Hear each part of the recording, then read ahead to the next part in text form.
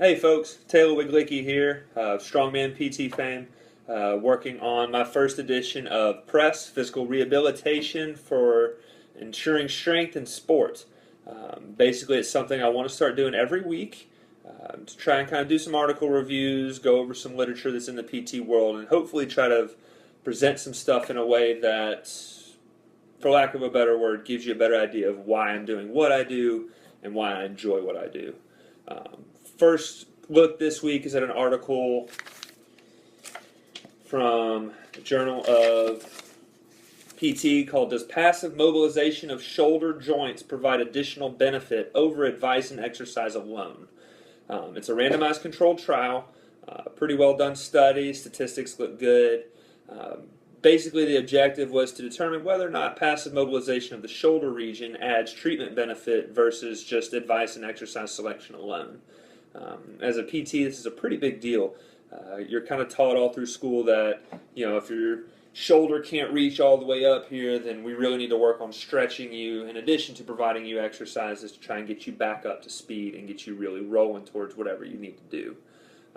What this article actually ended up finding was that there was no significant difference in outcome measurements between the control group, which was the standard protocol of stretching plus exercise selection and advice, and then the group that just did the advice and exercise selection. Now, granted, they kind of left out a few things. They didn't do kind of the joint mobilizations, capsular mobilizations that a lot of us have become familiar with. They kind of stuck to kind of scapular mobility, stretching, the basic front end stuff. So there is some limitations to what it says, but there's a big push now, especially with insurance changing and everything else, that people are going to have copays essentially higher than what some people like myself are charging for cash-based only service. So in theory, there's a lot of stuff going around that I could actually do online mobility programming, and according to studies like this, essentially provide just as good of a service if and only if I'm doing just mobility type programming. So watching you move, giving you exercises, checking in weekly for advice. That kind of stuff could actually be of a benefit to people who are kind of spread out way across the country, like athletes in California, New York, something like that, when I'm here stuck in Memphis, Tennessee.